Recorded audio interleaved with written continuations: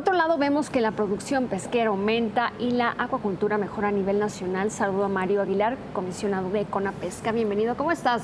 Muy bien, Lucero, muchas gracias y gracias por la oportunidad de hablar de uno de los sectores menos conocidos en términos de producción en el caso de alimentos. Y como platicábamos hace unos momentos, uno de los sectores también más ricos, el consumo también aumenta.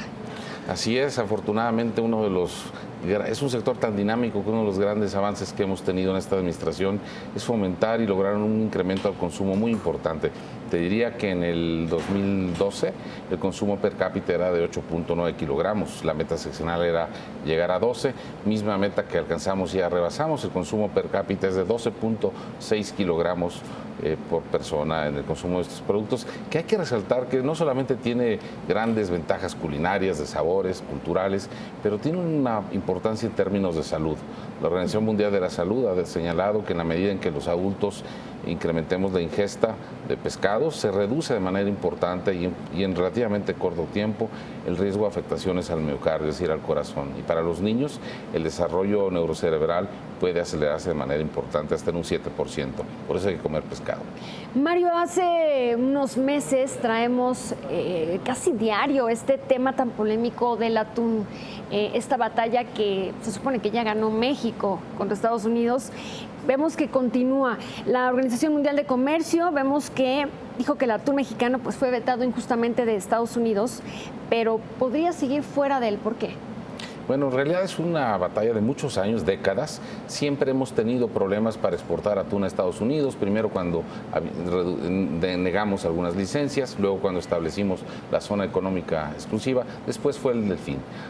Tema y que sí nos mereció nuestra atención, la pesca tiene que ser sustentable o no puede perdurar, y en este caso México mejoró junto con otros países la pesquería del atún, la sustentabilidad, la selectividad, y aún así, y a pesar de haberlo hecho con Estados Unidos, establecer programas de sustentabilidad importantes, se nos negó el acceso al efectivo de ese mercado.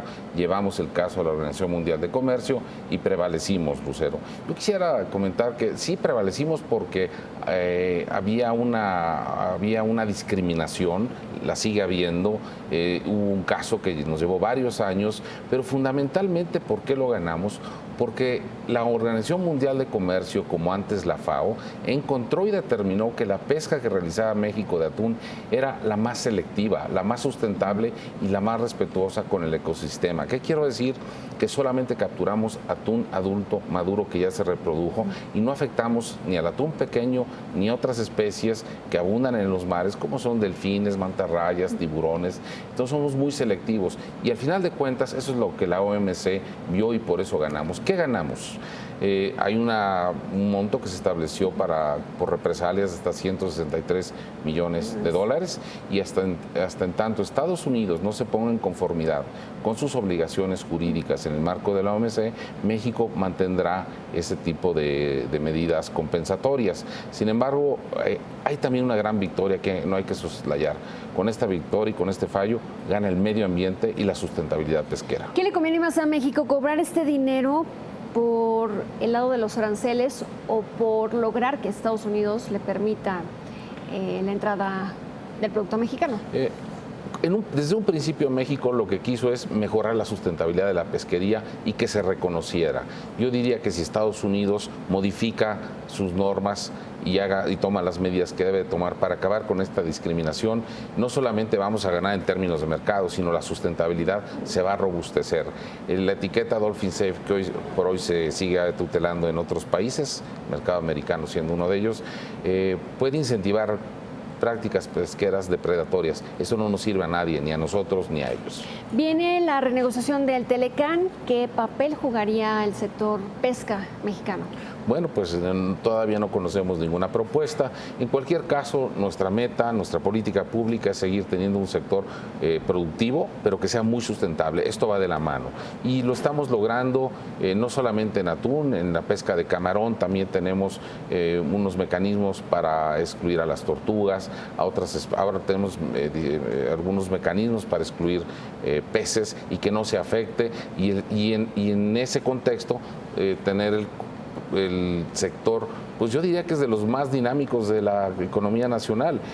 Tenemos un valor de la producción el año pasado de 35,000 millones de pesos, pero yo te diría que el PIB pesquero se coloca en uno de los de mayor crecimiento. El año pasado crecimos en un 19%, ese fue el crecimiento del PIB pesquero.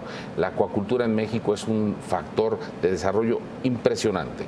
¿Qué estados son los que aportan más en el sector? El noroeste, Sonora, Sinaloa, pero desde luego también Campeche, Yucatán.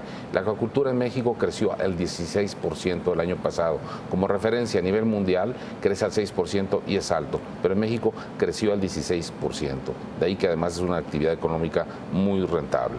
Mario, muchísimas gracias por la plática y por los datos. Te vemos próximamente aquí en el estudio. Muchas gracias. Ojalá podamos seguir hablando de la pesca, claro, que es el mejor secreto guardado de la economía nacional. Mario Aguilar, comisionado de CONAPESCA. Bien, tenemos